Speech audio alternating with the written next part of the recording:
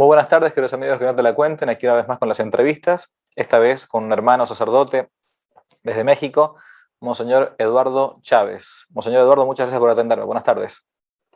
Buenas tardes, gusto en saludarte y saludar a todos los que nos están viendo y escuchando. Yo creo, el momento del día de hoy, el conocedor más importante en el mundo, el especialista más importante acerca de la Virgen de Guadalupe. Sacerdote católico apostólico romano, naturalmente. Ha estudiado en el DF, en México, en el seminario arquidiocesano, y a su vez ha estudiado después en Italia, doctor en Historia de la Iglesia por la Pontificia Universidad Gregoriana de Roma, en el año 86, después de su ordenación sacerdotal, postuló a la causa de San Juan Diego. ¿Qué más podemos decir? Cofundador y director del Instituto Superior de Estudios Guadalupanos desde el año 2003, hace muchísimo tiempo. Catedrático de la Universidad Pontificia de México, canónigo de la Basílica de Guadalupe, desde donde ahora nos está hablando, miembro de la Sociedad de Historia Eclesiástica Mexicana, de los Caballeros de Colón, de la Real Academia de Bellas Artes y Ciencias Históricas de Toledo, España, en fin. Bien, ¿cómo hacemos para explicarle, padre, a una persona joven, digamos, que no conoce quizás la historia de la Virgen de Guadalupe, yéndonos para atrás con el tiempo, y hacemos una especie de defensa, de una apologética de la Virgen Santísima de Guadalupe? Y acá querría que nos enseñara, como si fuésemos jóvenes de un colegio de 15, 17, 25 años, para esto da lo mismo, que probablemente no tenga idea de la Virgen de Guadalupe, de la historia, y a su vez de los ataques que ha tenido, no tanto ataques físicos como recién veíamos el tema del atentado, sino incluso ataques contra la veracidad de la imagen. Hablábamos la otra vez cuando nos conocimos, la veracidad del mismo San Juan Diego. O sea, usted ha tenido que lidiar contra algo que parece inaudito, que era que algunos negaban la historicidad, la veracidad histórica de la persona física de San Juan Diego. Algunos, yo me acuerdo en aquella época, decían que estaban por beatificar un fantasma, o canonizar a una persona que no existió. Bueno, ¿cómo le explicamos de entrada, si podemos, con mucha pedagogía, la historia de la Virgen Santísima de Guadalupe y los ataques que recibió y que sigue recibiendo el día de hoy?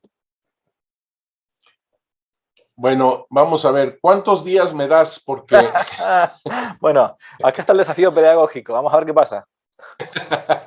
mira, ante los jóvenes generalmente yo les digo que no pretendo convencer a nadie, porque es como pretender convencer que su mamá, sus padres los aman, que Dios los ama. Eso se siente, se vive, se experimenta, no se puede convencer a nadie. Y otra cosa, aquel que no quiere ser convencido ni aunque resucite un muerto. Eso es clarísimo. Entonces, me parece que es más bien el que toda la gente unidos disfrutemos de algo que es un tesoro para el mundo entero, no solamente para México, es para el mundo entero. De hecho, cuando ella se aparece en México, pero México no es tomado, los indígenas no lo toman como un país, como una nación. México significa en los 4 rumbos del universo.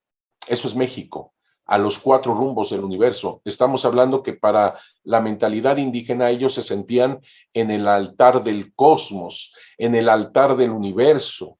Así que no es solamente el pensar que sea local, sino que estamos hablando de algo totalmente universal, empezando por ahí. Segundo, dijiste una frase muy bonita del Papa Benedicto XIV en 1754, Dios no hizo cosa igual con nación alguna. Ese salmo, porque es un salmo 147, se disponía hacia Israel, el pueblo de Israel. Dios no hizo cosa igual con nación alguna. Sin embargo, el Papa Benedicto XIV, conociendo el acontecimiento guadalupano, no dudó de poner esto en lo que él llama México, ¿verdad? Nación, México, no hizo cosa igual con nación alguna, pero estamos hablando nuevamente de esta mentalidad indígena en el mundo entero. Así que es algo tremendamente grande y universal.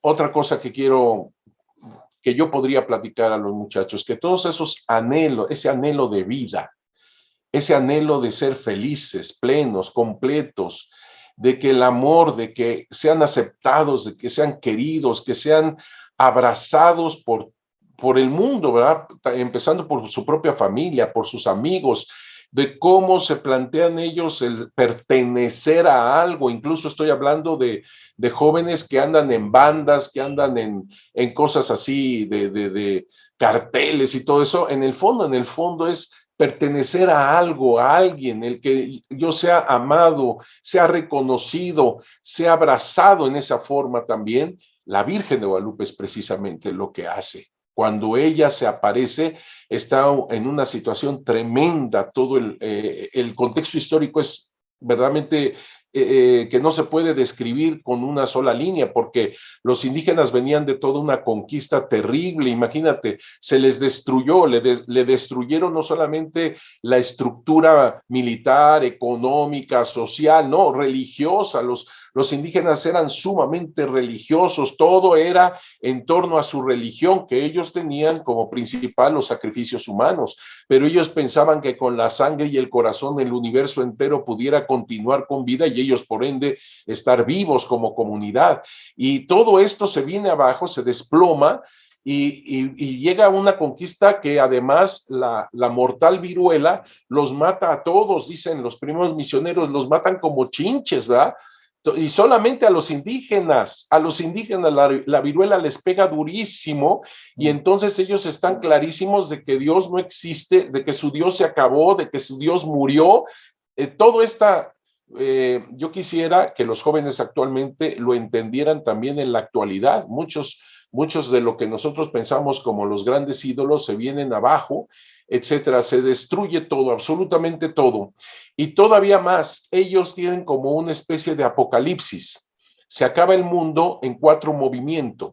Para los indígenas, el mundo comenzó con 4 terremotos y resulta que se acerca un año que para ellos es 13 caña, que significaba algo nuevo inicia, lleno de la sabiduría de Dios. O sea, ellos están convencidos de que ese año se está acercando y ese año es el fin de su mundo. Se acabó. ¿Por qué? Porque 13 caña coincide nada menos que con 1531, el año de la aparición de la Virgen de Guadalupe. Así que para ellos todo esto es apocalíptico. Para colmo, 3 terremotos en 1530, o sea, están convencidos de que el mundo se acabó.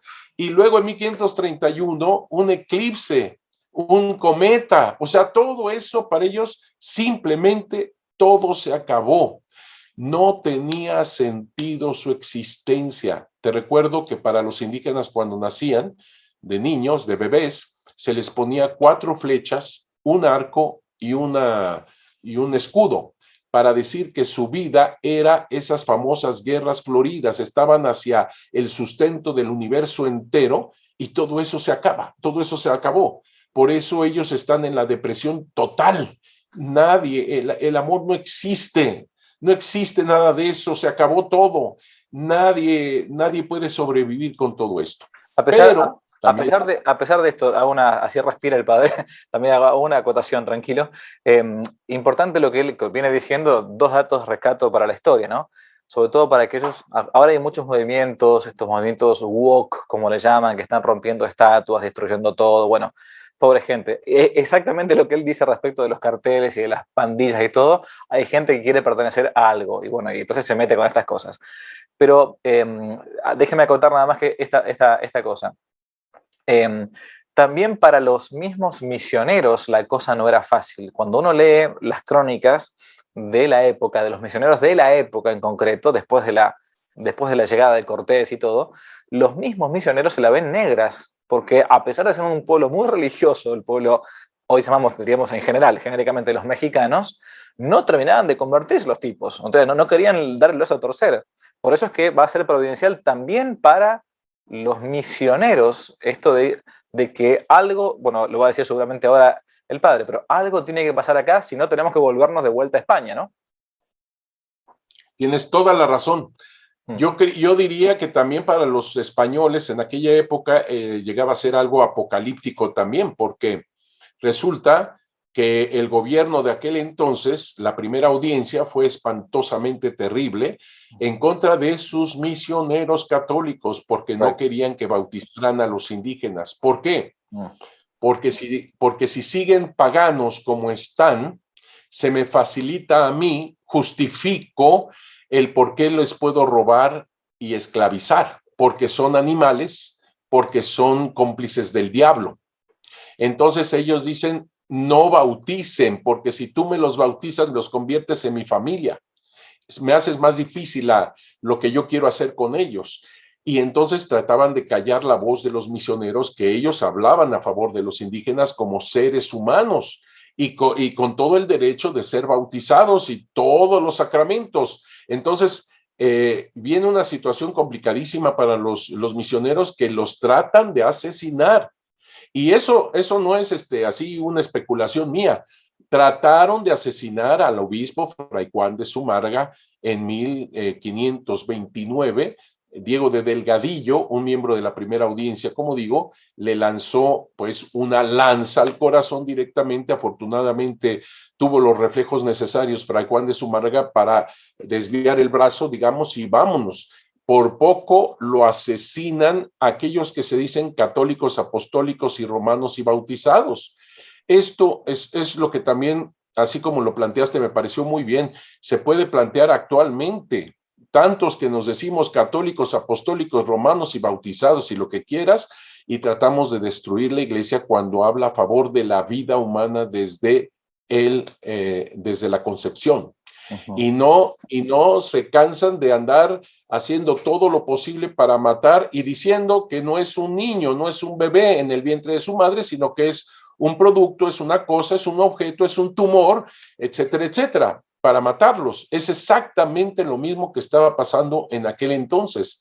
Y no se echaron para atrás los franciscanos. Hay que tener, yo francamente, mis respetos para el primer obispo Fray Juan de Zumárraga. Fíjate lo que hizo él. Hace un informe y se lo entrega a sus franciscanos. Recordemos que él era un franciscano. Y estos franciscanos lo llevan hacia el norte del Golfo, es decir, hacia lo que actualmente es Tampico, y trataban de ver de qué manera llegaría ese informe a la corona para decirles todo lo que estaba ocurriendo en ese momento. Le roban, la primera audiencia les roba el informe del obispo. Ya te imaginarás cómo, al leer aquel informe, obviamente contrario a ese primer gobierno, cómo estaban estos para poder asesinar a todos los franciscanos y especialmente al obispo. ¿Tú crees que se echó para atrás el obispo? No, hace otro informe y él mismo a pie lo lleva de la Ciudad de México hasta Veracruz. No, no es algo increíble. Y luego encuentra a un paisano suyo. Recordemos que Fray Juan de Zumárraga es vasco, y hablan en su idioma para que no sean entendidos no por los indígenas, sino por los otros españoles castellanos, ¿verdad? Y entonces comienzan a idear cómo poder llegar con ese informe al rey. Y lo que hacen es meterlo en una torta de cera, luego en un barril, le ponen brea al barril, lo agarran del barco y como boya en el mar, ahí está el informe del obispo de México, Fray Juan de Zumárraga, que es el informe que llega a la corona y donde está lo que tú ahorita señalabas. Aquella frase que dice el obispo: si Dios no provee con remedio de su mano, está la tierra en punto de perderse totalmente.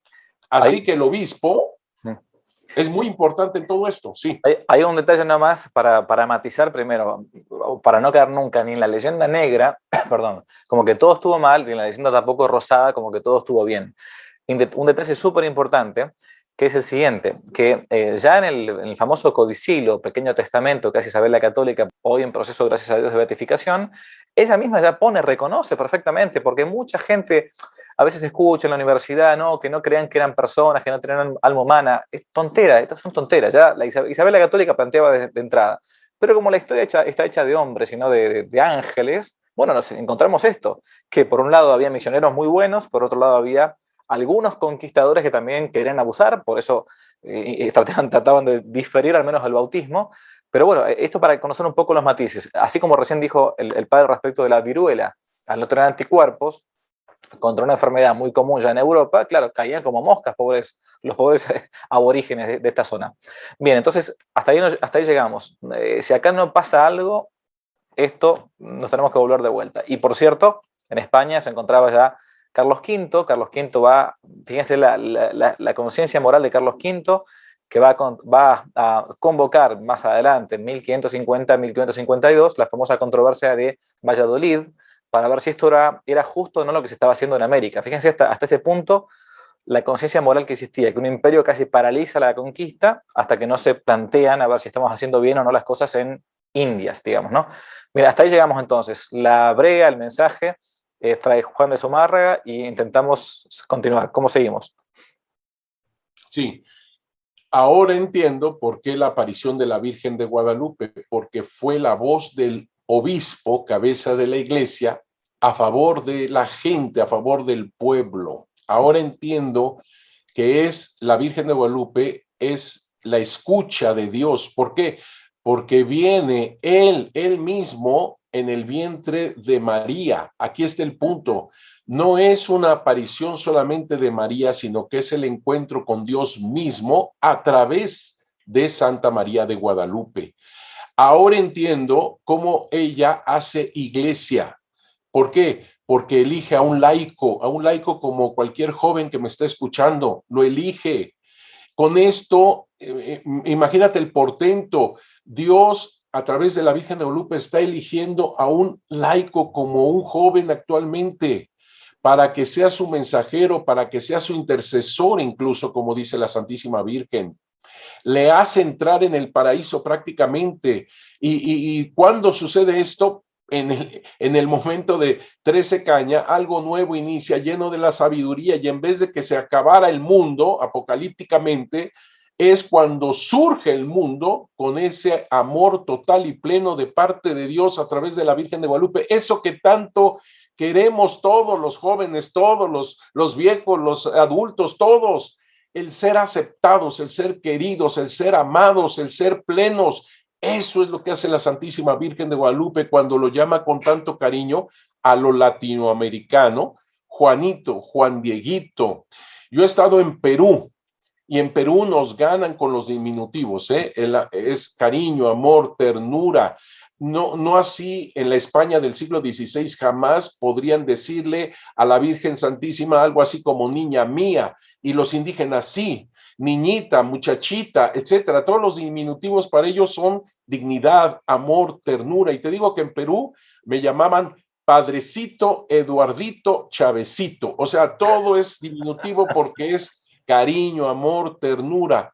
Es una perfecta inculturación. Es decir, ella pone el inmenso amor de Dios en el corazón de todo ser humano. Esa es la inculturación. Ella toma lo bueno y verdadero, lo que llama el Concilio Vaticano II, las semillas del verbo, y las lleva a la plenitud en Jesucristo nuestro Señor. El centro de ella no es ella, es en su vientre, es Jesús, es el centro Jesús. El centro de esa imagen portentosa es Jesús. Así que cuando quisieron destruir la imagen, en realidad estaban tratando de destruir a Jesús porque lo trae en su inmaculado vientre. Y por eso es también destruir la iglesia, porque ella hace iglesia, porque ella está en una tilma de un laico. Me estoy adelantando, pero para entender este concepto, ella está en la tilma de un laico, se ha impreso y ha impreso con ella a Jesús en su vientre, en la tilma de un laico que está en manos del obispo quien pidió la señal. Estamos hablando de iglesia. Así que el tratar de destruir la imagen es destruir la iglesia, es destruir a Jesús mismo en el inmaculado vientre de María. Eso no lo va a permitir jamás Dios, porque Él va a defender a su madre, va a defender la iglesia, Él va a defender la vida y la verdad, que es Él. Así que, bueno, ya me adelanté un poquito, pero es que la emoción me gana porque es algo tremendamente fuerte lo que sucede en ese 9 de diciembre. Y digo 9 bien, 9 de diciembre, porque es sábado cuando ella se aparece por primera vez. Sabemos que el máximo día es el 12 de diciembre, pero ella se aparece cuatro días, 9, 10, 11, 12. El número 4 para los indígenas significa plenitud. Es lo más grande, el número 4. Así como nosotros en la Santísima Trinidad es el número 3, para los indígenas es el número 4, por los 4 rumbos del universo. Así que ella se aparece y se aparece en el Tepeyac, que es Cerro Corazón. Y entonces comenzamos a entender la fuerza de su aparición, porque ella quiere aparecer en tu corazón. Ella quiere poner a Jesús en tu corazón. Ella cuando le habla a Juan Diego con ese cariño, con ese amor, como decíamos, Juanito, Juan Dieguito, Juan llega hasta donde ella se encuentra y ella se presenta, yo diría así, presentando a Jesús, porque ella le dice en una perfecta inculturación en náhuatl: yo soy María, la madre de Tloquenahuaque, Ipamenohuani, Teyocoyani, Moyocoyotzin, Ilhuicahua, Tlaltipaque. Estas palabras son características del verdadero Dios, no son idolatría. Eso hay que tener mucha atención. No es una idolatría, no es un sincretismo, es una inculturación. Ella toma conceptos que entendió Juan Diego perfectamente, que hablan del verdadero Dios por quien se vive. ¿Y por qué los entendió Juan Diego? Porque él no es mexica, es decir, él no es azteca, sino que él viene de una raíz tolteca. Los toltecas son los indígenas de la tribu más sabia. Entre ellos, por ejemplo, destaca el rey Netzahualcóyotl, que murió antes de la llegada de los españoles, y que había ya intuido que hay una idolatría. Él todavía habla de una deidad suprema. No quita los demás dioses, pero ya hay para él, hay una deidad suprema a la cual le llama Tloquenahuaque, Ipamenohuani, Teyocoyani, Moyocoyotzin, Ilhuicahua, Tlaltipaque. Y quiero decírtelo de esta manera porque me parece que para los jóvenes actualmente pudiera ayudar a entender lo máximo que son ellos y sobre todo en la edad que están, porque los jóvenes son los que tienen esta intuición, esta creatividad, ir hacia el futuro, etcétera, etcétera. Y por eso quiero decirte nada más que cuando estaba Netzahualcóyotl entendiendo esta deidad suprema, decía con tanta, yo diría, desesperación en el corazón: ¿dónde estás tú, Tloquenahuaque, Pamenohuani, Teyocoyani, Moyocoyotzin? ¿Por qué me has abandonado? ¿Por qué me has dejado? ¿Por qué no te intereso? ¿Por qué yo soy como un bodoque, decían ellos, como un bodoque entre tus manos que cuando quieras me tiras, cuando quieras me matas, cuando quieras me destruyes? ¿Dónde estás tú, Tloquenahuaque, Pamenohuani, Teyocoyani, Moyocoyotzin? ¿Por qué me diste este corazón que palpita si al final de cuentas voy a morir? ¿Dónde estás tú, Tloquenahuaque, Pamenohuani, Teyocoyani, Moyocoyotzin? ¿Podré llevar la flor de mi vida allá donde tú estás? ¿Podré llevar el penacho de Quetzal allá donde tú estás? ¿Dónde estás tú? ¿Por qué me escondes tu rostro? ¿Por qué me has abandonado? Eso decía Netzahualcóyotl. Me comprenderán ahora cuando María Santísima, ante Juan Diego de mentalidad tolteca, le dice: yo soy María, la madre de Tloquenahuaque, Ipamenohuani, Teyocoyani, Moyocoyotzin, Ilhuicahua, Tlaltipaque. Te amo. Por eso te llamo Juan, Juanito, Juan Dieguito. Por eso te estoy eligiendo, por eso te estoy llamando. Por eso después le dice: soy tu madre, la madre de todos aquellos que en esta tierra están en uno. A ver, ¿cómo? Me está diciendo que es la madre del verdaderísimo Dios por quien se vive y al mismo tiempo me está diciendo que es mi madre. O sea, todo eso que yo anhelo con tanta fuerza desde mi corazón es exactamente lo que toca la Virgen de Guadalupe, poniendo el verdadero amor en ese corazón, que quizás se ha dado a las drogas porque no ha encontrado hacia dónde mirar, hacia qué camino cursar, qué valgo yo en esta vida. Quizás me he dado en las drogas, en el alcohol, en la prostitución, quizás en la banda aquella, en la criminalidad, en la pandilla, porque quiero ser amado, quiero ser respetado, quiero ser aceptado y no he encontrado el camino. La Virgen de Guadalupe viene y ¡pum!, llega hasta el profundo del corazón diciéndote lo mucho que te ama Dios a través de ella. Eso es lo máximo que puede sentir cualquier ser humano. Impresionante. La verdad que son tantas las enseñanzas que uno puede sacar de la historia nomás de la Virgen de Guadalupe que impacta. 9 de diciembre de 1531. Va caminando San Juan Diego. ¿Existió San Juan Diego? Muy buena pregunta, porque fíjate que con eso ya después del caminar de las investigaciones, te lo voy a decir desde ahorita, pero para entender la fuerza de esto. No tanto se quería negar a Juan Diego, fíjate, no era lo importante este indígena. ¿Qué es lo importante al negar a Juan Diego? De que por lo tanto la Virgen de Guadalupe, todo esto no es Claro, cierto, exacto. obviamente. Bueno, pero hay algo más, y que está por escrito de alguno de los que estaban en contra de la canonización de San Juan Diego, decía así: si Juan Pablo II, que hay que atender que es santo también, ¿verdad? Hay que atender también ese punto. Si San Juan Pablo II viene a canonizar a Juan Diego, habría que ver si el Papa es Papa. O sea, a lo que iban era más bien a destruir la iglesia, destruyendo a Guadalupe, destruyendo a Juan Diego. Es exactamente el bombazo. El bombazo en contra de la imagen, al final de cuentas, lo dijimos, es en contra de la iglesia. Ese es el punto. Hacia allá iban.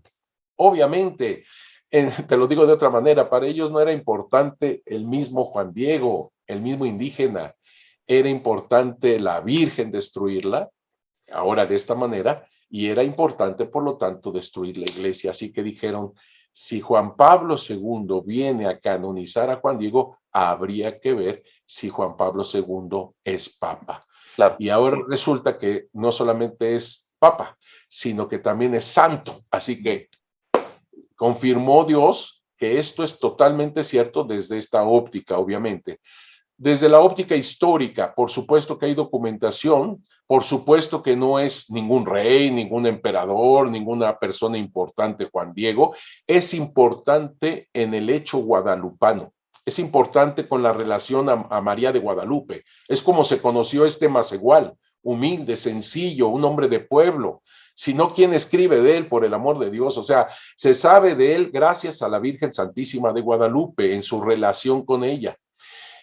Hay documentos que hablan de Guadalupe, pero en relación que esto lo supieron gracias a Juan Diego. Eh, a ver, aquí hay una cosa que aclarar. Hay documentación, como por ejemplo el Nican Mopogua, que narran todo el hecho guadalupano. El Nican Mopogua escrito en 1545 por Antonio Valeriano. Ok. No es el Nican Mopogua la fuente primigenia. No es la fuente primigenia. Es una fuente importante, sin lugar a dudas, pero no es la fuente primigenia. ¿Cuál es la fuente primigenia? ¿Cuál es la fuente de donde bebió Antonio Valeriano? Yo la llamo, la fuente primigenia tiene 3 puntos. 1, la tradición oral comenzando precisamente con Juan Diego. Juan Diego es el que dijo a todo el mundo las palabras de la Virgen de Guadalupe, lo que dijo, lo que contempló, todo lo que admiró. Esto se lo dijo primero a Fray Juan de Zumárraga y después a todo el pueblo, por supuesto. Es la tradición oral, que actualmente no se le da la importancia porque nuestra memoria es muy flaca, obviamente, y más cuando tenemos el celular enfrente, que todo nos lo resuelve y todo esto. Yo no me acuerdo ni de mi número telefónico, obviamente, porque pues nada más con un clic ya basta, se perdió. En cambio, los indígenas en aquel entonces todo era a base de memoria, sino que me digan, por favor, los peruanos, así como los de México, que me digan dónde están los libros de física, matemáticas, astronomía, con lo cual hicieron las pirámides, las ciudades, las civilizaciones. ¿Dónde están? ¿Dónde están esos libros? De matemáticas, de arquitectura, de astronomía, porque todas las ciudades las hacían conforme el universo. ¿Dónde están los libros? No existen, es la memoria. Y los códices son pie de memoria. Los códices son dibujos que les ayudaban para que precisamente tuvieran esa memoria, pero tú tenías que aprenderte lo que quiere decir cada glifo, por supuesto. ¿Dónde están los libros? Los libros se llaman ancianos, los ancianos, por eso tenían tanta fuerza los ancianos. Ahora entendemos por qué la Virgen de Guadalupe dio su nombre completo no a Juan Diego, sino al anciano Juan Bernardino. Santa María de Guadalupe, se lo está diciendo a la autoridad, a la raíz, a la memoria del pueblo. El nombre de es perfectamente. Entonces, San Juan Diego nos encontramos con el indio, ya que voy tocando los temas, ¿no? Vamos Sí. ahora a seguir la historia. Ya que mencionó el nombre de Guadalupe, hay toda una polémica detrás del tema de Guadalupe. Yo una vez, hace muchos años, visité el santuario hermosísimo de la Virgen de Guadalupe en España. Hay muchos que no conocen que existe esto. Algunos detractores de la Virgen de Guadalupe, de la aparición de Nuestra Señora en México, dicen no, esto es una farsa de los españoles para intentar conquistar o convertir culturalmente, espiritualmente a los indios. Entonces le ponen un nombre que no tiene nada que ver y que de hecho es un nombre español, rememorando lo de España. Pero ella se autoproclama, se denomina. ¿Cómo? ¿De qué manera? ¿En español? ¿En una lengua, en náhuatl? ¿En mexica? ¿Cómo se nombra? Permíteme decirte de la fuente primigenia, y ahí vamos ¿Cómo a no? descender a esto, de que es la tradición oral. Segundo, nada más para completarlo, Sí. es la imagen misma como códice o como carta de amor. La imagen misma dice mucho a los indígenas, pero también a los españoles, ya que es una inmaculada concepción. Es una mujer del Apocalipsis, una mujer vestida de sol con la luna debajo de sus pies, está a punto de dar a luz. Eso lo conocían los europeos. Tan es así que después se escriben libros sobre ella diciendo la purísima, la concepción, Guadalupe, etcétera, porque captaron Apocalipsis 12 en ella. Y tercero, los signos de los tiempos, como es este terremotos, este eclipse, este cometa, 13 caña, lo que hemos dicho. Estas tres cosas es la fuente primigenia. Y después lo escribe Antonio Valeriano en este documento que se llama Nican Mopogua, pero es un documento que nadie leyó. ¿Por qué? Porque es un manuscrito, empezando por ahí. Segundo, lo pone con caracteres latinos que los indígenas no conocían y en sonido náhuatl que los españoles no leían. Así que ni unos ni otros, pero ese Nican Mopogua lo deja como cápsula del tiempo. Llegando al Nican Mopogua, y gracias a la tradición oral de Juan Diego, sabemos que ella se dijo Santa María de Guadalupe. No dijo ningún nombre indígena para ella, porque eso es un error de Luis Becerra Tanco en 1672. Ahorita lo explico. En el Nican Mopogua, que es el manuscrito más antiguo, se habla tal cual, Santa María de Guadalupe, tal cual, así como lo oyes. No viene de España. ¿Por qué? Porque los mismos frailes no la querían y pretendían quitarle el nombre de Guadalupe a como diera lugar. Vino un Jerónimo que atendía el santuario que tú dices de Guadalupe en Extremadura. Ellos eran en aquel momento los que tenían este santuario, los Jerónimos, Diego de Santa María. Hay dos cartas en el archivo de Indias en donde viene este Diego de Santa María, una carta de 1574 y la otra de 1575, porque escuchan que un santuario llamado Guadalupe, habían muchas limosnas, etcétera, etcétera. Entonces ellos venían a ver que las limosnas llegaran al santuario de Extremadura, por supuesto. Y entonces llegaron y se frustraron porque él primero dice no se parece en nada a la Virgen de Guadalupe de Extremadura. Segundo, los dineros que son muchos se quedan aquí en esta y está muy molesto. Tercera, dice él, que viene de Extremadura, dice, quítenle el nombre de Guadalupe o pasen este santuario a otra parte. Si la hubieran traído los españoles, no le hubieran construido una ermita de 3 por 6 de piedra y de lodo al lado del lago de Texcoco, por el amor de Dios, o sea, una humilde, verdaderamente insignificante ermita. Se supone que era un gran monasterio, el extremeño, una gran devoción a la Virgen de Guadalupe, y le ponen una humilde ermita al lado del lago Salado que lo inundaba la ermita cada cuando, porque se subía el lago, obviamente, inundaba la ermita hecha de piedra y de lodo, por favor. Y es lo que dice este Diego de Santa María, que no se parece en nada, quiten esta cosa de aquí, lleven la otra, eso sí dice, le dice al rey, que no le hizo caso, le dice al rey, que nosotros los jerónimos atendamos este santuario, eso sí le dice, ¿verdad? Porque ve que estaba lleno de ofrendas de oro y plata. ¿Eso qué significa? Que los españoles, que eran los que tenían dominio en aquel entonces del oro y la plata, ya no los indígenas, eran quienes también veneraban a la Virgen de Guadalupe de tal magnitud. No es el único documento, hay muchos otros documentos más en donde se ve claramente que no son los españoles quienes quieren la imagen de la Virgen de Guadalupe. Tenemos un documento más, anterior incluso, de 1556. Hay un gran problema entre los franciscanos y el segundo arzobispo de México, Alonso de Montúfar, 1556. Y en ese documento se descubre cómo, por un lado, los franciscanos no quieren que se llame Guadalupe, no quieren la imagen, esta devoción nueva, le dicen, etcétera, etcétera. Y por el otro lado, la gran devoción de los indígenas y de los españoles. Uno de ellos le dice así en su testimonio: cree que Francisco de Bustamante, el prior franciscano, le tiene odio a esta imagen porque vamos españoles ahí.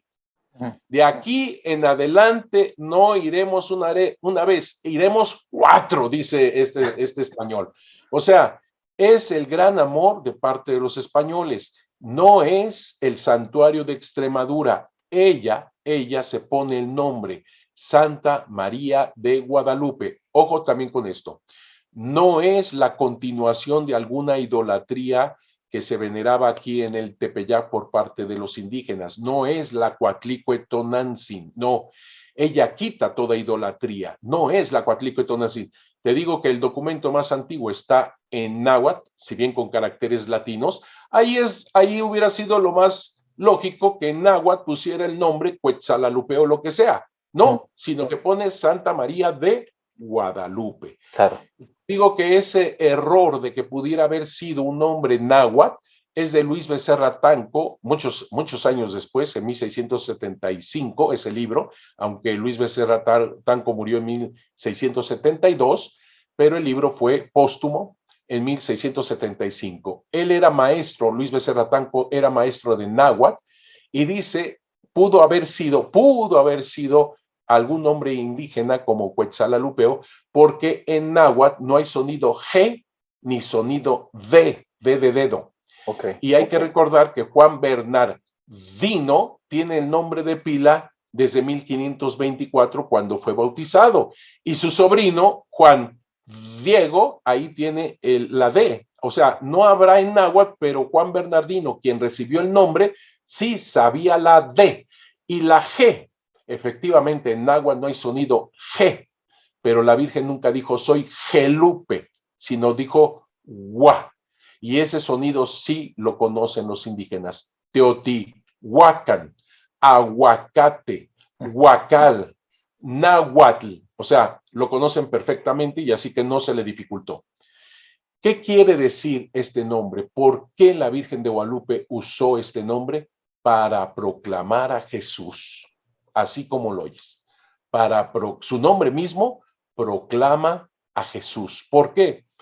Porque te recuerdo que en 1531 en España habían expulsado a los judíos y a los árabes. Si no eras católico de sangre pura, para afuera. Los católicos expulsaban a los árabes y a los judíos, fueron expulsados en 1531. Ella toma el nombre María, de origen judío, Guadalupe, de origen árabe.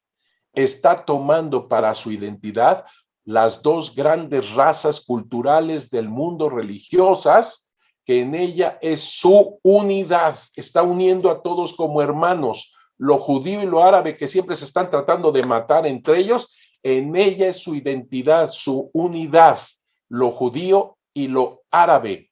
¿Y a quién se lo está entregando? Nada menos que a la raíz del pueblo, Juan Bernardino, como lo decíamos. Pero vamos más con el nombre.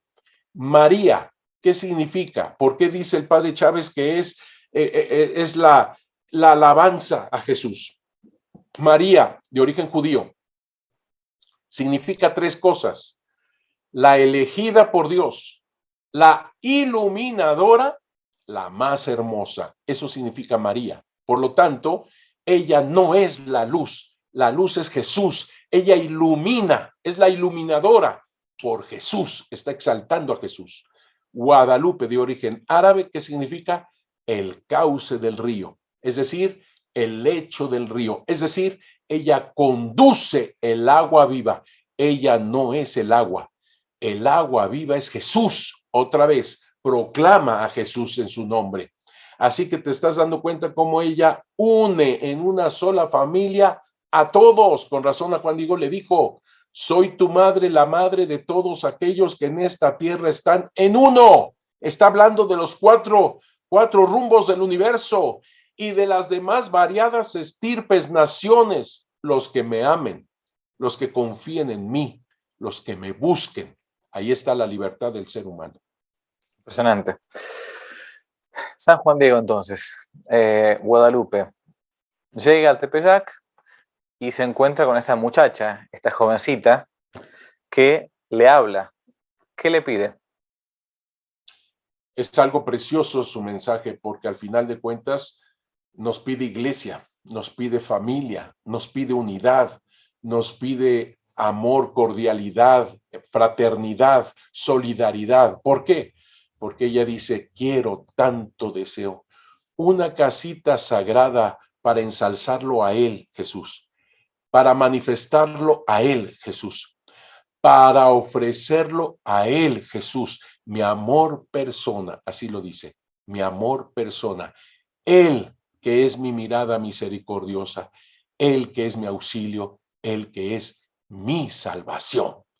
Fíjate, cuando dice esto, por el amor de Dios, en Europa estaba lo de la Inmaculada Concepción un tanto en discusión, porque decían, ¿cómo va a ser Inmaculada Concepción? Por lo tanto, no es salvada por Jesús, porque si no tiene pecado, ¿de dónde la salvó Jesús? Y estaba esa confusión en aquel momento.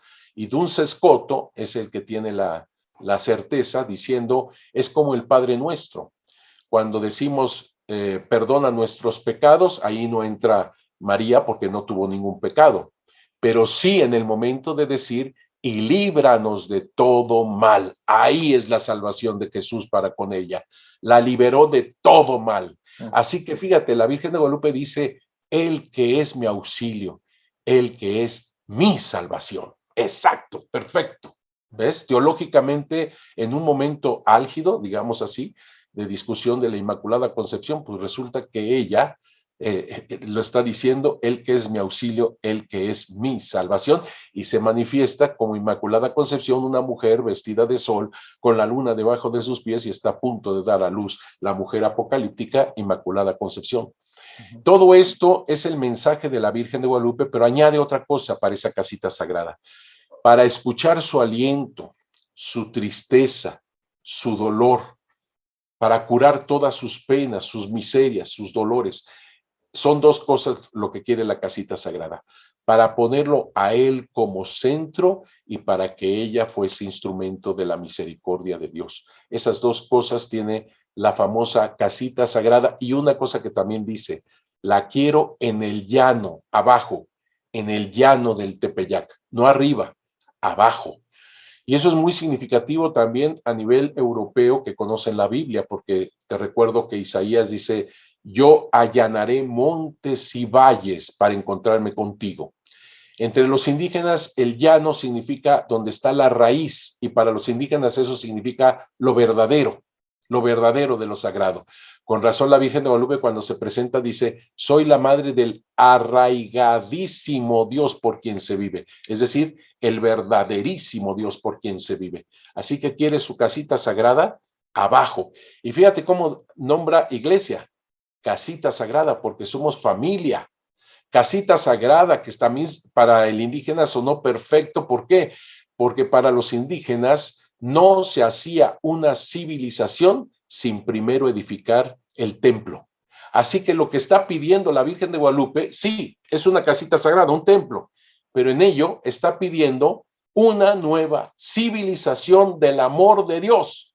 Eso es lo que está pidiendo, una nueva, es un nuevo Génesis, una nueva civilización del amor de Dios. ¿Cómo me gustaría atender cada una de las cosas que habla la Virgen de Guadalupe y todo este acontecimiento? Porque en cada paso hay una profundidad tremenda, porque nada más recuerdo rápido, cuando Juan Diego está en el Tepeyac, recién llegó al Tepeyac y ve toda esta transformación y los cantos preciosos y todo, dice Juan Diego, ¿dónde estoy? ¿Dónde me veo? ¿Acaso allá donde dejaron dicho nuestros ancianos, nuestros abuelos? ¿En la tierra de las flores, Xochitlalpan? ¿En la tierra del maíz, de nuestro sustento? ¿Acaso en el paraíso? O sea, él está manifestando un nuevo génesis, es una nueva creación, esta nueva civilización del amor de Dios que es en esta casita sagrada, cuyo centro es Jesús, su amor persona, en el llano, en lo verdadero, en lo sagrado. Eso es lo que está diciendo la Virgen. Y otra cosa también dentro de su mensaje, no se hace la casita sagrada sin la autorización del obispo. Así que tiene a bien la Virgen de Guadalupe darle este mensaje, pero este mensaje tiene una peculiaridad. Este mensaje es para el obispo. Él tiene que aprobar la casita sagrada. Si no, no hay tal casita sagrada. Estamos hablando de iglesia. Exacto, la jerarquía. O sea, esto viene muy bien para mucha gente que a veces plantea el querer como separarse o jugar como aparte. Es la jerarquía la que finalmente termina decidiendo estas cosas, si hay una visión verdadera, si hay una aparición verdadera, si no, no hay mucha diferencia con el mundo protestante, digamos, la verdad que así directamente, ¿no? Exacto, exacto. Me guste o no me guste, bueno, es así. 9 de diciembre del 31. San Juan Diego no hace mucho caso que digamos, porque de hecho tiene que aparecerse de vuelta a la Virgen, ¿no? No, el que no hizo mucho caso fue Zumárraga. A ver, ¿qué pasó? Él va a ver a Zumárraga, pero recordemos que antes de llegar con él están los criados. Los criados son los que no lo dejan entrar fácilmente, hasta que aquí decimos en México, hasta que se les pega su gana, ¿verdad? Ni modo, ¿verdad? Y entonces resulta que por fin lo hacen pasar cuando el obispo sabe que está un indígena esperándolo, inmediatamente lo hace pasar. Es muy interesante que nosotros, desgraciadamente, tomemos como el obispo el malo en la historia de Juan Diego y la Virgen de Guadalupe, el obispo es el que no cree. No. El obispo lo trató de maravilla, lo trató muy bien, pero es lógico que a la primera no le va a creer a un indígena que apenas se está formando en un idioma que no domina el obispo, diciéndole que se le apareció la Virgen y que le manda a hacer una casita sagrada. Es obvio que no le va a creer a la primera, pero nunca lo maltrató, jamás. Otra vez te escucharé con más calma, así le dice el obispo. O sea, no lo trató mal, simplemente no podía creerlo, como muchos de nosotros no podemos creerlo, ¿verdad? Regresa Juan Diego todo triste ante la Virgen, y la Virgen lo atiende con esa ternura, con ese cariño, a un hombre tan humilde, tan sencillo, que le dice, manda a otro, a alguien importante, a alguien reconocido, honrado, respetado, porque yo no soy nadie. No, yo soy cola, soy ala. Yo necesito ser conducido, llevado a cuestas. No es lugar de mi andar ni de mí detenerme allá donde me envías, virgencita mía, mi niña, socoyotita mía. Socoyotita significa mi niña más querida, mi chiquita. Así hablan los indígenas. Y es ahí donde la Virgen de Guadalupe le dice con toda claridad, y como se lo dice a cualquier joven de nuestra época, tengo a muchos que pudieran hacer mi voluntad, pero es necesario que seas tú personalmente. Y le dice la Virgen, eso ¿cómo te diré? Me pega muy fuerte. Le dice, te pido, te suplico, te ruego que seas tú mi intercesor. Es algo muy fuerte para mí, porque uno como sacerdote se hinca delante de la Virgen de Guadalupe y le dice a ella que sea su intercesor de uno, ¿eh? Que por favor sea nuestra intercesora. Resulta que la madre del dueño del cielo y de la tierra le pide, le suplica, le ruega a un laico como cualquiera de los que nos están viendo, que por favor sea él su intercesor. Estoy diciéndolo porque la Virgen de Guadalupe pudiera haberse aparecido directamente al obispo y basta, ¿no? Sin embargo, siempre quiso al laico, porque el laico, como el joven que nos está escuchando, es importante que sea él personalmente dentro de la iglesia. Lo que él haga, nadie más lo puede suplir, nadie, ni en su tiempo ni en su espacio. Y por eso la Virgen de Guadalupe es tan fuerte cuando le dice así a Juan Diego. Juan Diego se dispone entonces al siguiente día, que es domingo 10. Ya directamente se va primero a Tlatelolco, donde él iba al catecismo, a la misa, y luego de ahí se va con el obispo, que segunda vez lo escucha. Claro, están los criados que se lo impiden, etcétera, etcétera. Pero bueno, llega con el obispo, lo escucha, y es ahí donde el obispo le pide la señal. Ahí, necesito una señal. Ojo con esto, porque a veces no se entiende que Juan Diego, al decirle qué señal quieres, no se lo indica el obispo, sale rumbo al Tepeyac, pero en ese momento Juan Diego se convierte también en intercesor del obispo. El laico es el embajador intercesor del obispo, también ante la Virgen. Y entonces ahí viene, se lo dice a la Virgen. Él no sabe que algunos de los criados del obispo lo están siguiendo, como lo ordenó el obispo, para ver dónde anda, con quién habla, qué es lo que hace. Y estos, a los cuales tuvieron pues la confianza del obispo, lo traicionan. Ojo con esto, hay muchos cercanos de los obispos que traicionan al obispo. Eso es lo que quiere decir. Regresan y mienten. Le dicen, ese indio te miente, ese indio ha de estar borracho. Si vuelve hay que golpearlo. ¿No? Esto nos llama mucho la atención porque muchos de los que estamos, y me incluyo, cerca del obispo, podemos ser los más crueles, traicioneros de la voluntad del obispo, cabeza de la iglesia. Y lo digo ahí yo tomado en cuenta, también. En fin, llega Juan Diego, le dice a la Virgen, él no sabe, te digo, que lo están persiguiendo ni nada, se les desaparece y le dice que necesita una señal. Y es cuando la Virgen le dice, muy bien, mañana te doy la señal, lunes 11, mañana te doy la señal. Regresa y te la doy. Es cuando Juan Diego llega con su tío anciano, que ya dijimos lo que significa el anciano, y está gravemente enfermo, a punto de morir.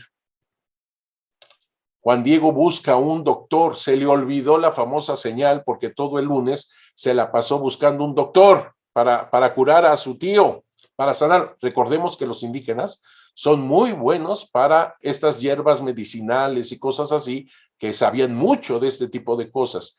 Nadie lo pudo ayudar, nadie. Así que fue el tío, hasta que capté eso, fue el tío, no Juan Diego, fue el tío quien en la noche del 11 de diciembre le dijo, mañana te vas muy temprano por un sacerdote para que me prepare a bien morir, porque yo ya me muero. Wow. Y lo digo con tanta fuerza, ¿por qué? Porque en ese momento Juan Diego se convierte en intercesor y mensajero del tío anciano, que significa el pueblo, la raíz del pueblo. Así que el laico es intercesor de Jesús, María, porque acuérdense que Jesús viene en el inmaculado vientre de ella, es el intercesor de María, es el intercesor del obispo, es el intercesor del pueblo. Ese es el laico.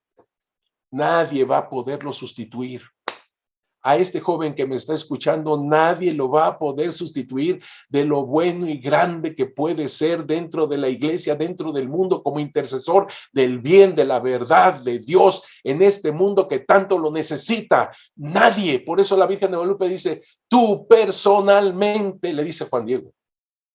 Ahí está, me pongo así porque la verdad que es increíble la vida de cada uno de nosotros, claro, y del laico dentro de la iglesia.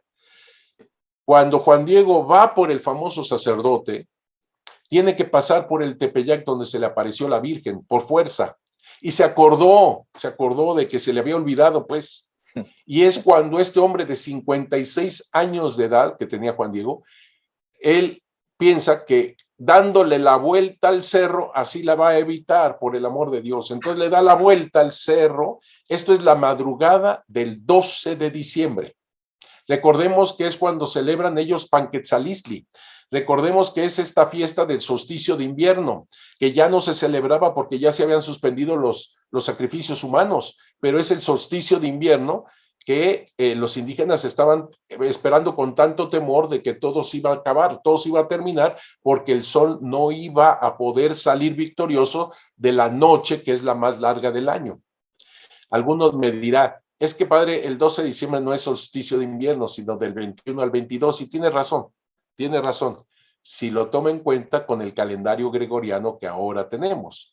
Pero en 1531 estaba el calendario juliano, equivocado por 10 días, y por lo tanto cae del 11 al 12 de diciembre de 1531, el solsticio de invierno. Bueno, estas son cosas que todavía más tenemos que profundizar, pero ahí la dejamos. El caso es que le da la vuelta al cerro. Estamos hablando de las 2:30 de la madrugada aproximadamente. 2:30, 3 de la madrugada. Entonces, María, yo le llamo María la madre latinoamericana. No se va a quedar resignada allá arriba esperando a ver a qué horas este amigo le da la vuelta al cerro, ¿verdad? Ella, como buena mujer latinoamericana, baja del cerro, claro que sí, y lo detiene, ¿no? ¿Y dónde vas? Eso me encanta de la Virgen, porque es una madre verdaderamente que cuando ve al hijo torcer el camino, ella está dispuesta a todo. Y entonces baja y lo detiene y le dice qué es lo que pasa. Y yo creo ahí que Juan Diego le dice las palabras más terribles de toda la narración esta. Cuando le dice, un tío mío, siervo tuyo, está muy grave, está a punto de morir. Pero niña mía, para eso nacimos, para esperar el trabajo de nuestra muerte. Así le dice Juan Diego. A eso vinimos, niña mía, a esperar el trabajo de nuestra muerte. Te lo digo de otra manera. Yo no sé quién estaba más enfermo, el tío anciano que se estaba muriendo o Juan Diego que había perdido toda esperanza, como muchos jóvenes que nos están escuchando y que perdieron toda su esperanza. Esto no va a poder ser mejor, esto estamos terrible, yo ya muero, muchos jóvenes actualmente se están suicidando, que pierden toda esperanza, muchos jóvenes, algunos dicen que por la pandemia, por lo que quieras, pero muchos jóvenes desgraciadamente están pensando que esa es la puerta para ser libres y plenos y se equivocan.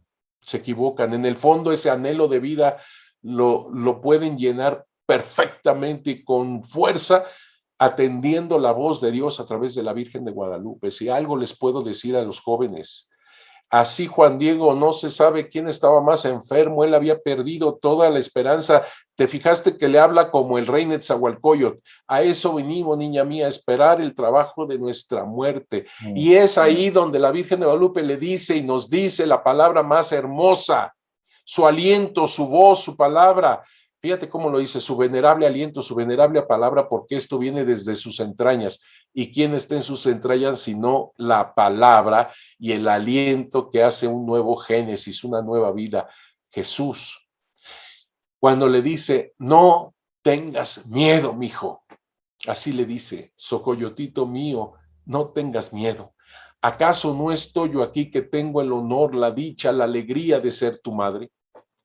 ¿Acaso no soy yo tu protección, tu resguardo? ¿Acaso no soy yo la fuente de tu alegría, la fuente de tu salud? ¿No estás acaso en el hueco de mi manto, en el cruce de mis brazos? ¿De qué otra cosa tienes necesidad?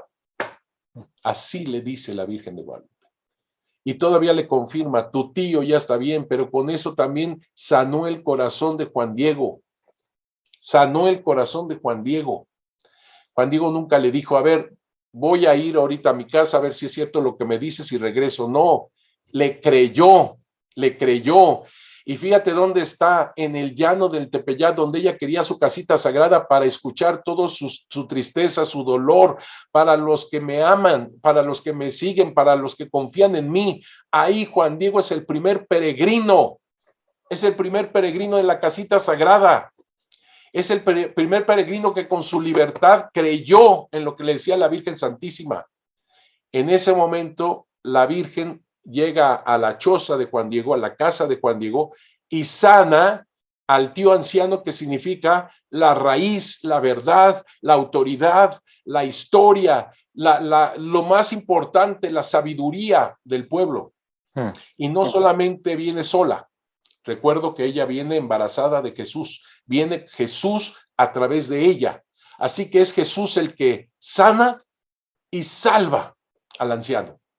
Pero también sana y salva el corazón de Juan Diego, cuando le dice: dame la señal, hazme el honor de darme la señal para el obispo, en ese momento, porque él creyó en lo que le estaba diciendo la Virgen.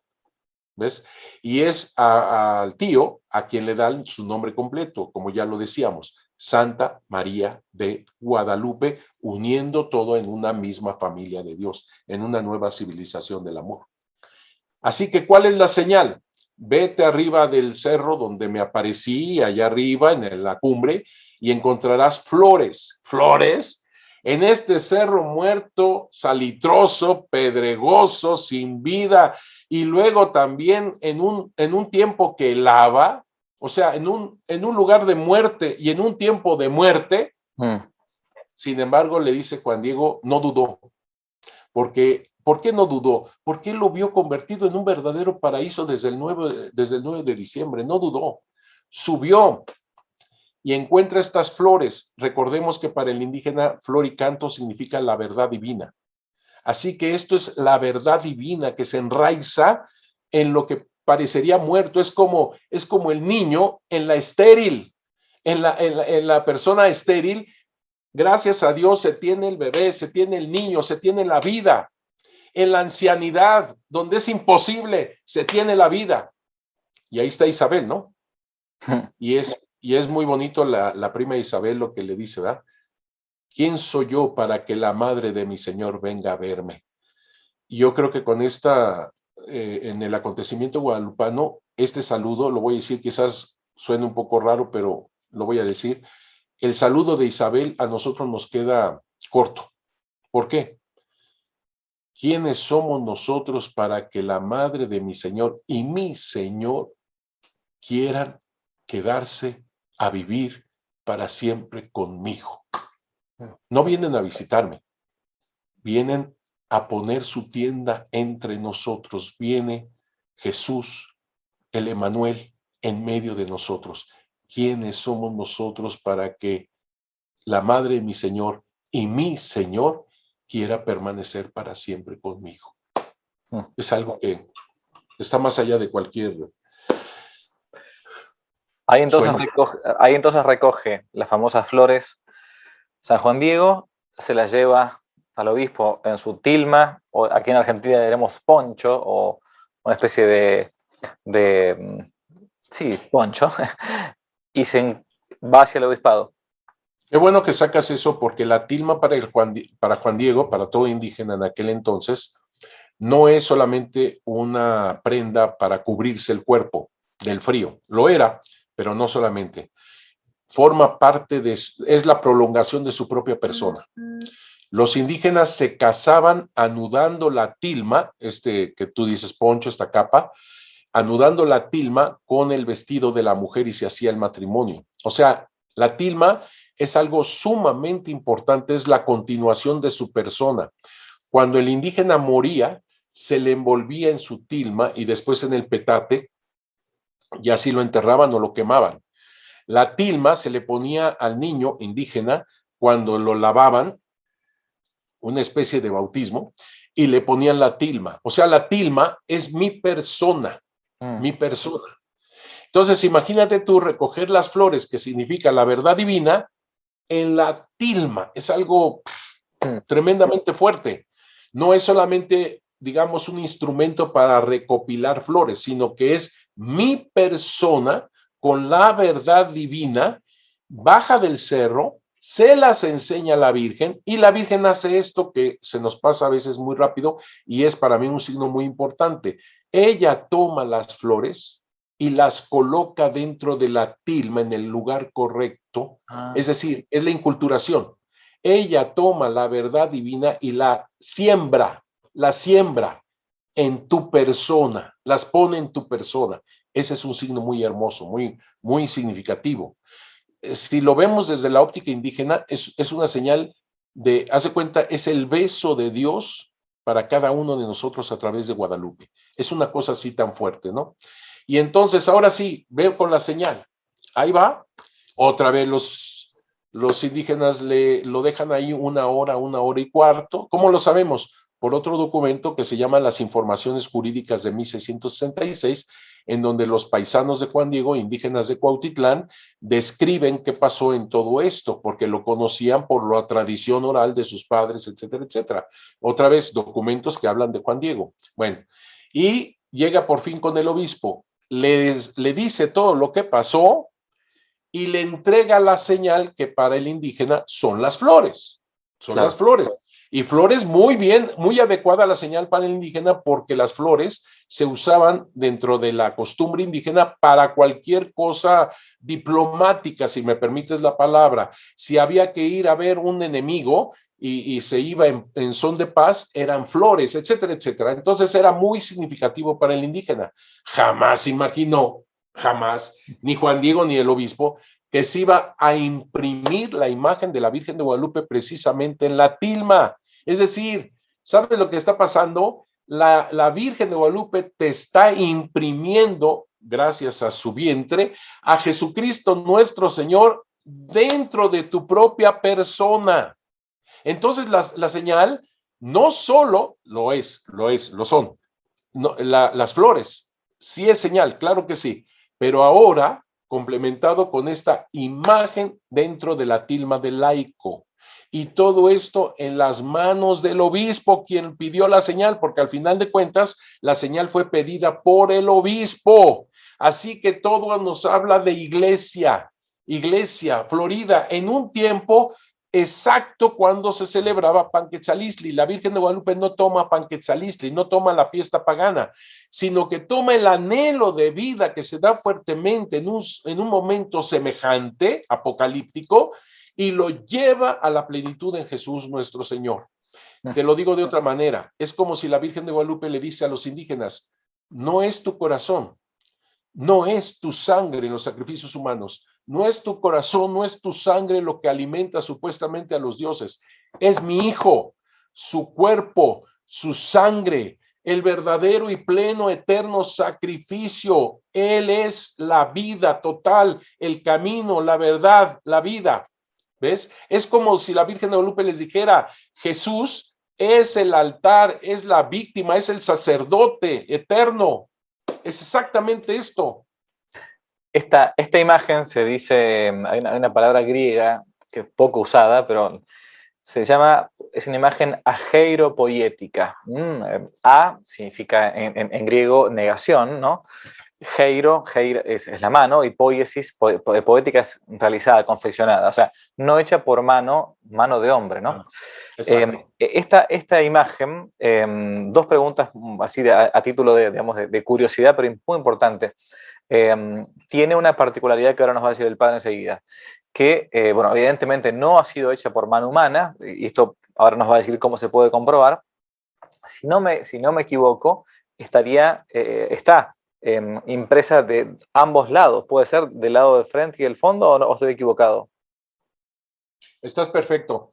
Mira, te voy a decir, no es de mano humana porque todo lo que implica la imagen en cuanto a inculturación, teológicamente hablando, es imposible que en aquel entonces se pudiera hacer algo semejante. Primera cosa. Segunda cosa, yo soy pintor, para aquí, yo soy pintor. Yo estudié con el maestro Luis Nishizawa. Tuve varias exposiciones de pintura. Estudié en la UNAM con él. Mi exposición en el Poliforum Cultural Siqueiros, nada menos que vino a visitarnos Tamayo, el gran pintor Tamayo. Quiso ver la exposición de un servidor antes, porque estaba por inaugurar esta exposición el maestro Luis Nishizawa. O sea, esto que no es para aquí alzarme el cuello, sino sí. Aquí lo que quiero decir es que se los está diciendo a alguien que tiene un cierto conocimiento de pintura. No, aquí esto también es una cosa interesante para mí, porque lo descubrí después. Yo pintaba por hobby, pero nunca me imaginé llegar a niveles de profesión y mucho menos ya siendo sacerdote, porque no era mi afán ser pintor ni mucho menos, pero ahora entiendo cómo la Virgen de Guadalupe me fue preparando en todo esto para que yo pudiera tener una palabra en esto. Y cuando fuimos a analizar la imagen de la Virgen de Guadalupe, por supuesto que llevé a mi maestro Luis Nishizawa, que se quedó pasmado viéndola, diciendo nada más le falta hablar, y le dije al maestro, habla, y muy fuerte. Tan es así que el 14 de noviembre la quisieron destruir, ¿verdad? Pero bueno, a lo que tú dices, no se puede. ¿Por qué? Porque es una tilma, es una manta, es una tela porosa, porosa. Y lo dijimos, la técnica que tiene son 4 técnicas de pintura que está basada en el temple. El temple es a base de agua y huevo y el color. En otras palabras, es como pretender pintar con vino tinto, diseñar con vino tinto en un mantel. No se puede, se chorrea, se va para atrás, todo se chorrea. Así es la imagen de la Virgen de Guadalupe. No entendemos cómo es posible que esté la imagen en una situación semejante. Y como tú muy bien dices, se imprime y por detrás, porque se chorrea todo el color, se pasa al otro lado, haz de cuenta que coloreó todo el hilo y entonces se pasa al otro lado. La imagen está perfecta de frente y por detrás está como manchones, digamos, de lo que pasó de líquido, de lo que haya sido aquello. El zapatito que tiene la Virgen de Guadalupe que está pisando la luna no tiene ni siquiera color, no tiene nada de color, lo que se está viendo es la tilma cruda. Y de lejos, yo le he preguntado muchas veces, ¿qué color piensas que está ahí en el zapatito? Y todo el mundo dice dorado, beige, no sabe qué, es un color oro. Resulta que no tiene ningún tipo de color, no tiene nada. Pero eso ayuda porque tú ves la trama del hilo es exactamente igual en todas partes porque no tiene preparación. La preparación, para la gente que nos entienda un poquito más, es como si tuviera yeso, se le pone una especie de yeso, una capa, para que cubra precisamente los poros, los agujeros, las rasgaduras, la costura que tiene en medio horrible, todo eso lo cubriría y el color termina siendo hacia enfrente y que no se vaya atrás el color, sino que permanezca enfrente. Todo eso no lo tiene la Santísima Virgen, la imagen, no la tiene.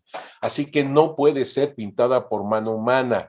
El oro es oro auténtico y está ahí prensado en la tela, no sé cómo decirlo, está sí, puesto. Es que hay algunos que dicen que está flotando la imagen, eso es falso, eso es totalmente, esa es una falsa noticia de Google, ¿eh? Eso es una falsa noticia, no está flotando, está dentro de los poros, eso no se puede hacer, es imposible. ¿Tuvo algún tipo de agregado durante el tiempo la imagen de la Virgen de Guadalupe? ¿Se le pintó alguna parte, por ejemplo, no sé, la bandera de México, por ejemplo, ¿no? Que existía, evidentemente no existía por entonces. No, y además yo entiendo a la gente que ve las alas del angelito como verde, blanco y rojo y de ahí sale lo de la bandera de México. No hay tal. Si tú miras la imagen de cerca, es azul, blanco, amarillento y rojo. Esos son los colores que tiene el angelito. No es verde, es azul, pero es un azul tipo quetzal. Es un azul que a la distancia cambia de color hacia el verdoso, igual que el manto de ella, pero es más bien azul las alas del ángel. Esos colores, el negro de la luna, el azul, el blanco y el rojo, son más bien los colores del universo, porque ellos entendían los rumbos del universo. El negro es el norte, la muerte. El blanco es el occidente, el oriente es el rojo y el azul es el sur, la vida. O sea, son los 4 rumbos del universo lo que está ahí. Ella está parada en México, como decíamos, de donde surgen los 4 rumbos del universo y está en colores que los indígenas entienden. Ahora bien, lo que me pides de añadidos y eso, hay un libro de Callahan y Smith, supuestamente de la NASA, que está terriblemente, está mal escrito, mal, lo digo con toda honestidad, incluso hablamos de esto con Smith, precisamente, hasta se nos desmayó porque muchas de las cosas que puso ahí, pues son totalmente falsas, ¿no? Ellos son los que desgraciadamente haciendo una mala análisis de la imagen, y lo digo con toda claridad porque en el libro publicado por ellos, ahí tú lo puedes descubrir, de cómo no usaron ni siquiera tripié o trípode, no usaron nada. Uno se imaginaría de la NASA y traen un aparato así de Marte, qué sé yo, ni siquiera una cámara a mano y sin enfocar, lo dicen en su libro. O sea, yo francamente los corría de la NASA si eran de la NASA. La mitad del libro es una verdaderamente pifia, está muy mal. La segunda parte ya no está tan mal, ya las cosas cambian. Pero desgraciadamente ellos fueron los que iniciaron con toda esta idea de que el ángel es después, el sol se lo pusieron después, la luna después. Eso es totalmente falso. Lo sabemos porque, como hemos dicho, se pasa toda la imagen por detrás. Se sabe perfectamente cuando hay algo que hayan pintado encima y cosas así. No hay tal. El ángel, los rayos, todo eso es de ella. Que sí está retocado, no añadido, retocado. En el siglo XVI no les gustaba, obviamente, la costurota que se ve ahí, ¿verdad? Y entonces ellos hicieron una especie, a ver si me entienden, en Argentina, como de tamalito, con fibras de Ajá, algodón, taparon entiendo. la costura y encima le pusieron el color. Ese color se está cayendo, se está craquelando, se está tirando porque no aguanta lo húmedo y salitroso del ambiente. Ella duró en esta humedad, en este salitre, 119 años sin ningún tipo de protección. Vamos a cumplir 500 años. Resulta que una persona, un historiador, dice, uy, yo conozco tilmas mucho más antiguas en Perú. Yo también las conozco en Perú, por supuesto, pero depende mucho en qué clima estaba la tilma. Esta tilma estaba así recargada en el adobe de la primera ermita, que vuelvo a repetir, se inundaba por el lago salado de Texcoco, para que me entienda la gente, hagan de cuenta el mar, Ajá. lago salado, y eso absorbía los muros y la imagen estaba encima. Se hizo experimentos, por supuesto, y no duraron las copias de del mismo tipo de tilma, se despedazaban en las manos en unos cuantos años. No se sabe cómo es posible que la tilma haya durado así durante 500 años y todavía más, y comenzamos esta plática con ello. Tremendo bombazo el 14 de noviembre y ahí está la tilma. Se le cayó ácido porque el amigo que estaba limpiando, esto en 1784, accidentalmente tumbó donde tenía el ácido y le cayó la imagen y no le pasó nada a la imagen. Está la mancha del ácido simplemente, pero nosotros hicimos el experimento con un ácido semejante y en segundos se comía la tela, se la destruyó. La imagen está ahí. O sea, no solamente es la técnica a nivel de pintura o de imagen, porque no se le puede decir pintura, no hay brochazo, no hay pincelada, no hay nada de eso, está así como impresa nada más, ¿no? La imagen está así impresa, cosas que no se veían en esa época de ninguna manera. Apenas la impresión había sido inventada unos años anteriores, no había telas impresas, digamos. Esto es algo totalmente fuera del orden en aquel entonces. Y también todo lo que ha sufrido la imagen hasta el día de hoy, y ahí está 500 años. Una último detalle curioso, porque es importante que la gente después vaya e incluso lea sobre estos temas, ¿no? La verdad que es apasionante. Si nos puede hablar un poco de los ojos de la Virgen de Guadalupe, que eso fue descubierto ya en los últimos decenios y no en los primeros siglos después de la aparición. Sí. 1929, cuando termina la guerra cristera, precisamente vamos a terminar con lo que primero que comenzamos a hablar, ¿verdad? De la guerra cristera. 1929 es cuando un pintor de la basílica, un dibujante de la basílica y un fotógrafo de la basílica vieron de manera cercana la imagen. Yo creo que precisamente cuando se devolvió la imagen se pudo ver de manera cercana y con esta luz más fuerte, digamos, del día, pudieron ver los ojos y ellos fueron los primeros que dijeron, ahí hay reflejos humanos. Una cosa muy importante y que desde el inicio se captó fue que esos reflejos humanos que tienen los ojos de la Virgen de Guadalupe son en los dos ojos. Permítanme subrayar eso porque últimamente ha habido un libro que habla del ojo de la Virgen de Guadalupe, pero un solo ojo. Y yo no estoy de acuerdo con esa publicación. ¿Por qué? Porque entonces sí, si nada más es en un ojo, yo en mi creación es como crear entre nubes, la situación y todo eso, ¿verdad? No veo que pudiera ser diferente. Tú con tu creación es como ver nubes y empiezas a decir cosas si fuese en un ojo. El punto con la Virgen de Guadalupe es que es en los dos ojos que empalman al 98.9%, por favor. O sea, esto no es creación mental de ver manchas, como también en psicología te lo enseñan, etcétera. Bien, eso fueron en 1929. El arzobispo en ese momento dijo, no digan nada, estamos terminando la guerra, no es prudente que ahorita se diga nada de eso. En 1951, y yo tuve el placer, el honor, la gracia de que este señor hablara conmigo, el primer oftalmólogo que vio científicamente los ojos de la Virgen se llamó Javier Torruella. Javier Torruella. Este señor a mí me dijo que él no creía obviamente en eso, esa es una patraña, pero con tal de ver de cerca el rostro de la Virgen de Guadalupe, yo voy con mis instrumentales, pues total no cuesta nada, yo voy, pero no creía. Y él es el primero que tiró los instrumentales al suelo cuando vio que eran como ojos humanos.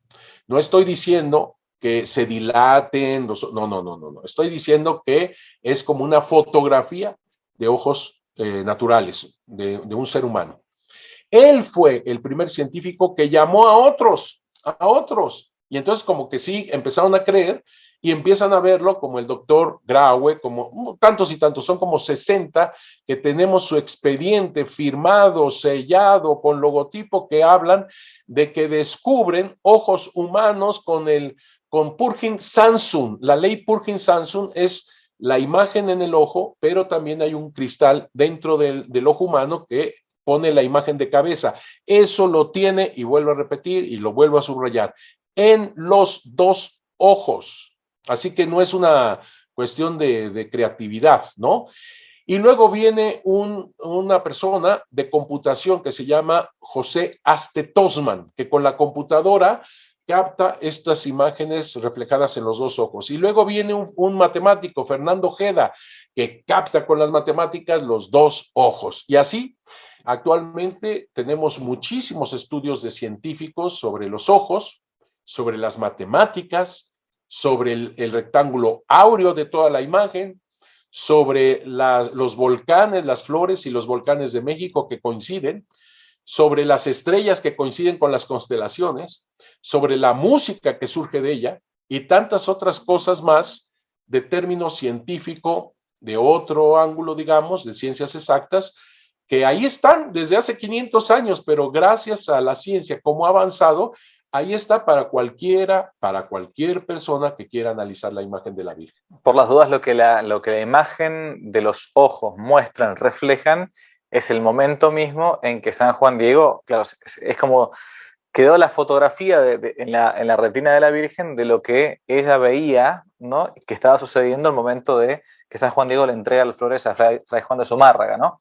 Por eso ven algunos personajes. Ven algunos personajes en esa imagen, aparte de lo que dice el padre de todo esto de que es un ojo real estudiado científicamente. Bueno, hay mucho. Se ve que como en nuestro mundo materialista, que si yo no veo, no creo, no toco, no compruebo, no, esto sucede que con el tiempo Dios va develando ciertas cosas para que uno vaya creyendo, a ver si al menos así creemos, ¿no?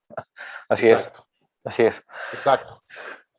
Bien, padre, ha sido un gustazo. La verdad que yo me podría quedar acá 5 horas más conversando, pero también la gente tiene y usted también, así que porque es así, ¿no? La verdad que cuando uno se apasiona con un tema quiero dejar las últimas palabras para que usted se despida y a su vez para que nos deje una reflexión sobre no solamente la aparición, sino también sobre el mensaje de la Santísima Virgen María de Guadalupe.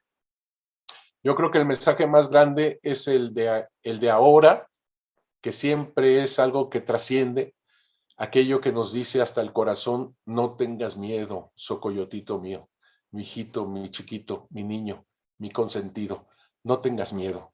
¿acaso no estoy yo aquí que tengo el honor, la dicha, la alegría de ser tu madre? Cuando Juan Diego lo mandó a ver lo de este mensaje maravilloso, le dice, ya escuchaste, hijo mío, el menor, mi aliento, mi palabra, anda, haz lo que esté de tu parte.